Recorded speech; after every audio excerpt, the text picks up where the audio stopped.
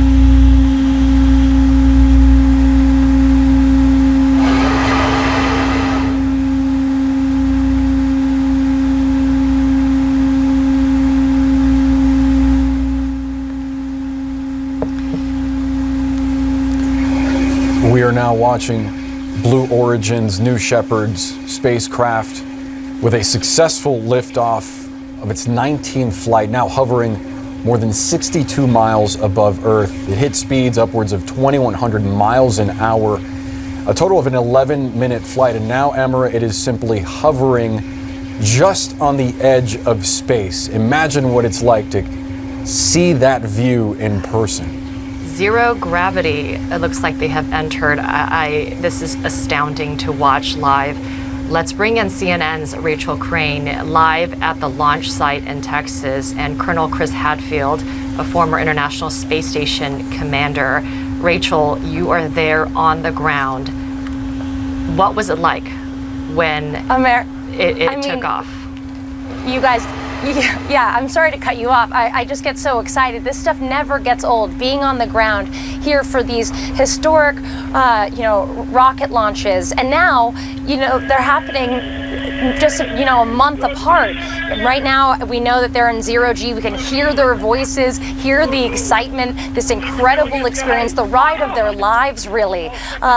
So it's incredible that we're hearing this in real time, and they're just getting those 3 minutes of priceless weightlessness. We actually don't know how much those paying customers have paid for their seats. We know it's a pretty penny, and we certainly know that they are taking in that incredible view from those gorgeous windows. I mean, the windows on the space capsule, you guys, it takes up a third of the entire space capsule. These are the largest windows, they say, that have ever flown into space before. So these are those few moments that they get. They're soaking it all in before they start to make the journey back down to Earth. Now, that journey back down to Earth is a parachuted landing here at Launch Site 1. You will see some drogue parachutes to first stabilize the vehicle before the 3 main parachutes deploy, before it makes this very, very gentle landing. Because of these retro thrusters, you'll see a huge burst of dust here in the desert. That's because these retro thrusters make a cushioned landing, and it really lands at about 1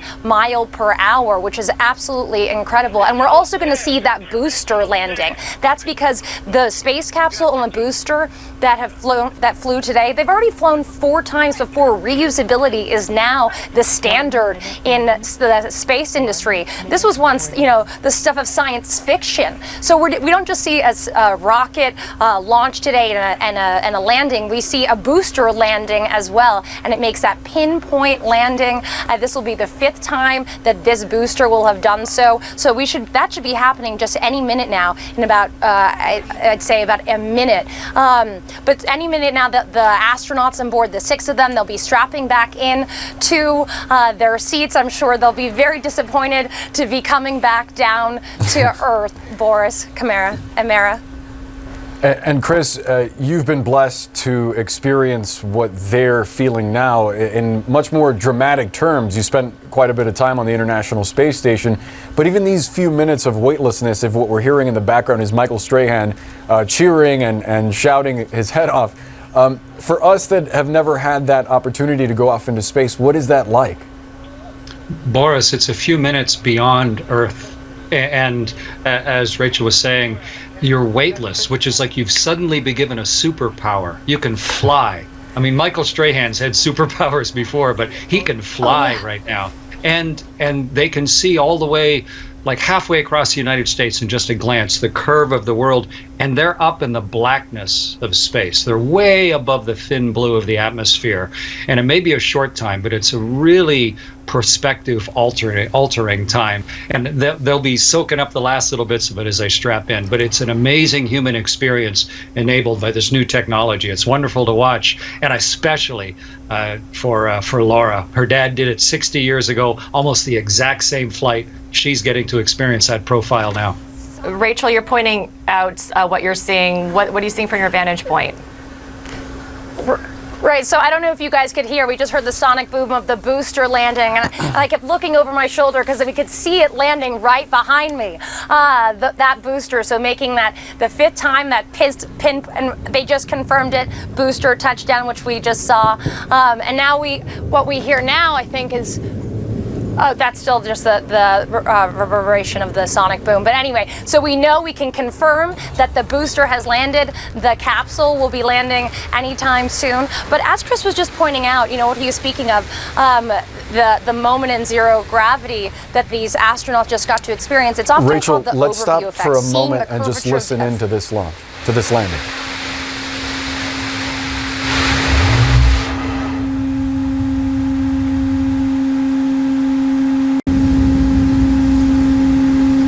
An impressive landing as we see a bit of flame coming from the side of the engine. I'm sorry to cut you off, Rachel, but what are you seeing on the ground? And continue with what you were saying before about the experience. So right now where we are, we can't see anything just yet. I don't have my eyes on the capsule. Hopefully I'll see it anytime soon. I'll be able to tell you guys when I do have my eyes on it. But what I was speaking of before is the overview effect, the philosophical shift that happens, that astronauts speak of, and Chris can certainly speak to this. What happens to you when you see the curvature of the Earth and you see the world without boundaries, that it fundamentally changes you.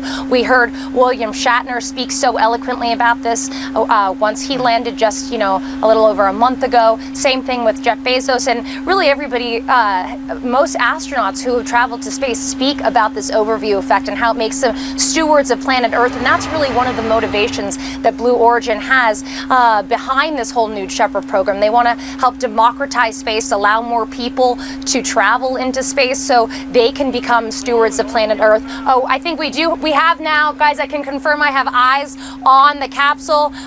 We see the parachutes have deployed, so we know our astronauts are safely coming back down to Earth. We hear them cheering right now in the capsule. We hear them clapping. Certainly they have enjoyed their journey. But they should be landing any minute now. Feet. Right, roughly 1,700 feet above the Earth right now as the parachutes have been deployed. It appears to have been a successful mission thus far. Chris, from your perspective, Jeff Bezos says that the mission of Blue Origin is to colonize space. How does that make you feel? What do you think when you hear that? I think this today is a really great example of just how improved our technology has come since Al Shepard flew in my 3 space flights. And it's sort of just taking those early steps permanently away from Earth. People living on the space station for the last 21 years, but that's just, our early forays. And I'm really interested what these 6 new astronauts, what they're now going to do with the experience. And I'm delighted that Michael Strahan, with the number of people that watch him as a TV host, they're going to be able to really get something into that personal impact and what it meant to him. And I think that piece, the technological and the human impact, those are the 2 big pieces that really strike home for me and that really lend significance to what happened out in West Texas today. Let's listen in as they get close to about 150. There it is. Wow. They've now landed. Let's listen in.